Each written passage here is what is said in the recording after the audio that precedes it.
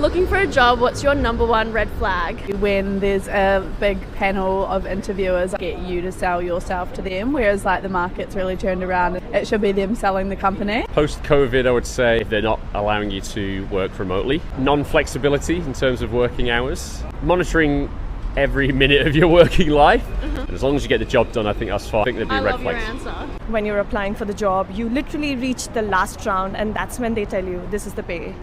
Like, you just have to do the guess game and just try to be polite. Talk about work instead of work-life balance. If they're interested in why you meet the organization's requirements as opposed to who you are as a human being. Did you hear my covert narcissism, like disguised as altruism, like some kind of consciousness? For this time, I wake up screaming from dreaming. One day I'll watch as you're leaving, and life will lose all its meaning. For the last time, it's me. Hi, I'm the problem. It's me. It's he. Time. Everybody agrees. I stare directly at the sun, but never in the mirror. It must be exhausting, always rooting for the anti-hero. Patrick Rose hid his face as he appeared in court today, accused of raping and sexually abusing a child. As Christina Hager explains, the abuse allegedly went on for years. Pat Rose looked like he was cowering in court here with two gloved hands covering his masked face. And the details of accusations he's accused of are frankly so disturbing we really can't get into them at length. What we can tell you is he's accused of indecent assault on a child between the age of 7 and 12 years old. State police arrested Rose last night in a parking lot in Needham. And what makes this possibly even more disturbing is the fact that he held leadership positions in the city. He was the president of the Boston Police Patrolmen's Association for 4 years and is a retired Boston police officer whose career spanned more than 25 years. Investigators say the abuse happened at his home over a period of several years and also happened once at a drive-in movie theater. The defendant left his home 11 days ago, the family home, after this disclosure came out. He told his family he was going to be inpatient in a facility in Arlington. And he asked his family on occasion if anyone was looking for him and that he needed to turn off his phone. He asked and obtained the deed to his car. And it seems from FaceTime conversations he had with family members, he may have been staying in a hotel. And when state police tried to track him down to arrest him and they pinged his phone, they were able to locate him in a parking lot in Needham. These are incredibly serious allegations of anyone, but when it is somebody who is sworn to protect us and has, has the ability to interact with not only his family but the community, we take this incredibly seriously. That was District Attorney Rachel Rollins, who explained that Rose's past employment with Boston Police makes it inappropriate for detectives there to handle this investigation. That's why they've handed it over to state police. Rose's bail was set at $100,000. He's been ordered to stay away from the victim, to surrender all his firearms, his gun license, his passport, and he's due back in court here next month. In West Roxbury, Christina Hager, CBSN, Boston.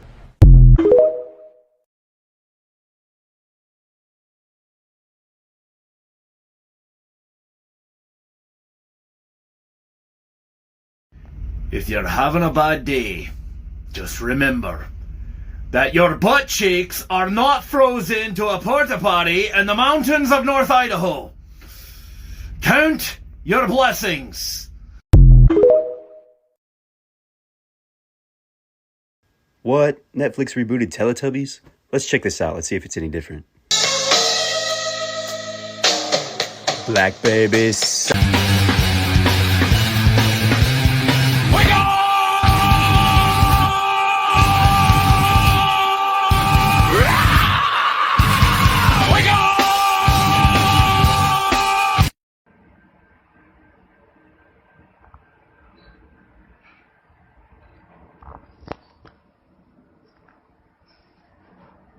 Kasi mamaya hindi ginising eh. Sabi kung bigla umiyak, nilalong kagulo eh nanay. Ayan na.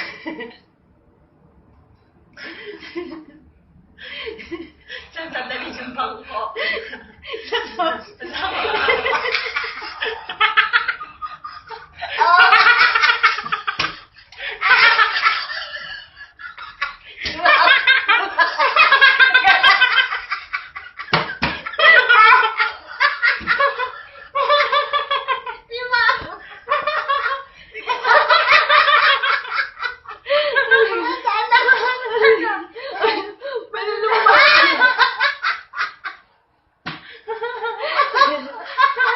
Darius was stronger, faster, bigger, can snap in reality, turn to dust, and was better than Tyrone in every possible way. Tyrone's intelligence and quick-wittedness is what allowed him to get this W. Once he found Darius's weakness with sticks, he was really able to stick it to him. How Darius' reality warping feat was impressive. Tyrone's pulling a Sprite can out of the fridge feat was 10 times better than anything he could ever done. We take the weight of the Sprite can and adjust it to the noise that the Sprite can made when it was taken out. We can probably assume that it was over 2,000 pounds. That means Tyrone can take out 2,000 pounds from any surface in less than 0.5 seconds. Darius of course had him on the ropes, but Tyrone would notice that he would avoid every stick that he would step on out of fear. So after using his quick wit and intellect, he was able to take that into account and secure the win. I guess you can say Tyrone keeps that stick on him. The winner is Tyrone.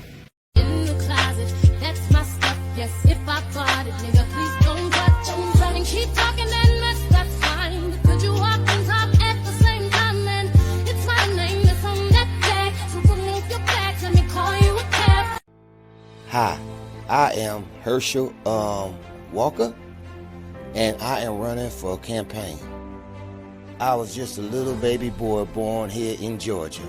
And when I was a little baby, I was a little boy.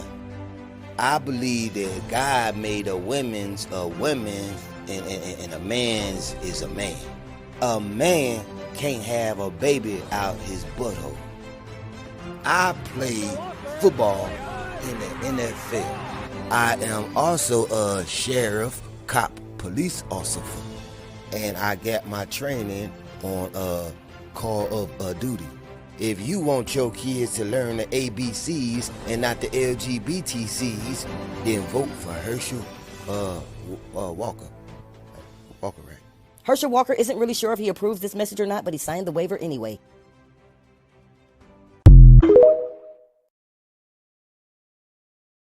Alright, look at this bitch.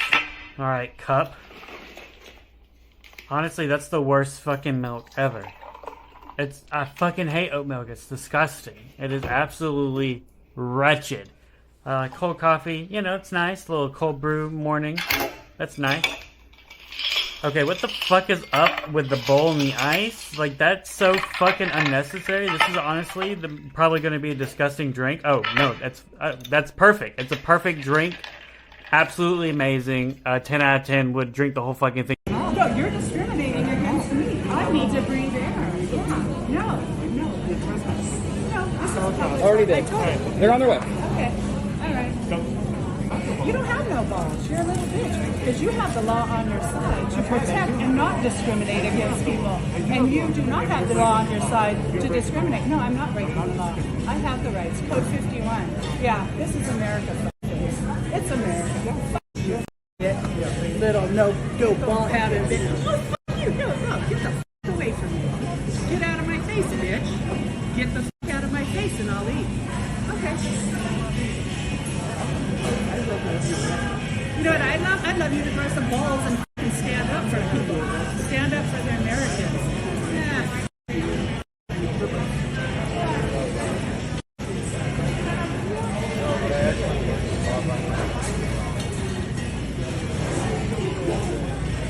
You know, I leave the internet just long enough to go have dinner, and the whole place starts going to hell. Well, at least Twitter does. New. Twitter just alerted employees that effective immediately, all office buildings are temporarily closed and badge access is suspended. No details given as to why. We're hearing it's because Elon and his team are terrified employees are going to sabotage the company. Also, they're still trying to figure out which Twitter workers they need to cut access for. Now, the thread went on to say that people can expect to be back in the offices on the 21st, but everyone's kind of like What the hell's going on? And then there's this tweet. I was laid off from Twitter this afternoon. I was in charge of managing badge access in Twitter offices. Elon just called me and asked if I could come back to help them regain access to headquarters as they shut off all badges and accidentally locked themselves out. Like, cancel them all. Oh, wait. I don't have a key anymore. I mean, it's literally this. It's literally this right now. And it's funny how Elon and others are so shocked. Like, what can we do to fix this?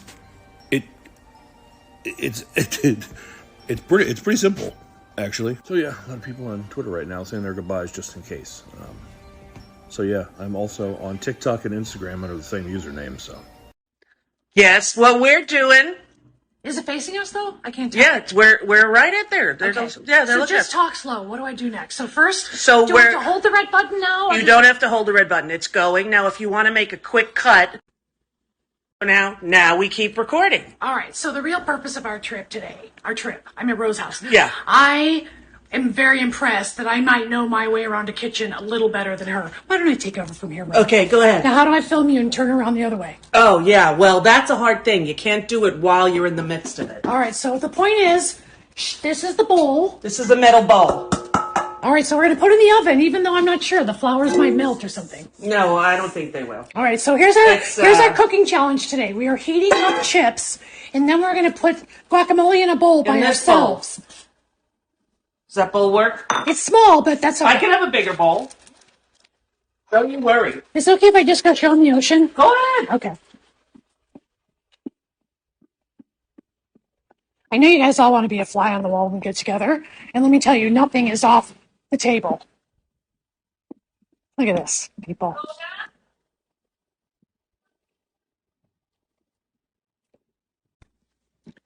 Okay, we're back. She found a cooking sheet. There was a little spill moment. All right, what's going on? What's the latest? Oh, sorry. That's okay, just my foot. I know. Hi, everybody. We're making warmed up tortilla chips with the guacamole that Randy made for us. Wait, we went and got it, but he did add a little fresh avocado to make it more avocado-ish. Looks homemade, just so you know. Way to go, Randy. I know, we love him. All right, we're going to eat this. Should say that. Sorry, we don't know how to use this. We don't know how to use this, and we're just going to eat the tortilla chips room temperature. Yeah, which is fine because, we're not at a restaurant. What are you winding? You keep winding something. I turned down the timer because I don't know what I'm doing. Why Did I tell you what Dakota said to me last week? What? Is it within your capability to make me a grilled cheese? I hope you said, don't rush me. I said, I'm going to see. Well, let's try together. All right. All right, here.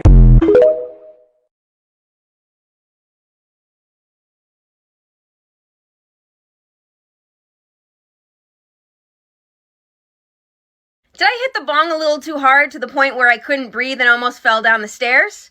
Yes. Do I feel good? Yes. Did I hit the bong a I'm gonna huff, and I'm gonna puff, and I'm gonna smoke all the bud in the whole fucking house because I'm feeling like the big bad weed wolf. Ow! Stained glass window, candelabra, in the shed, down in the garden. Show me where you smoke from. Show me where you smoke from. They told me I could be anything. So I became a nerd with mental health issues and a caffeine addiction. They told me Are you having a hard time? Maybe you should eat some more fiber. How long are you going to just sit there for? Are you constipated? Hurry up! What do you mean you can't go with me watching? Cedric's poos are a lot bigger than yours. Your poos are the worst smelling poos I've ever had in here. Do you want me to leave? No! You can't stop me watching you. I like the way you sit on the toilet.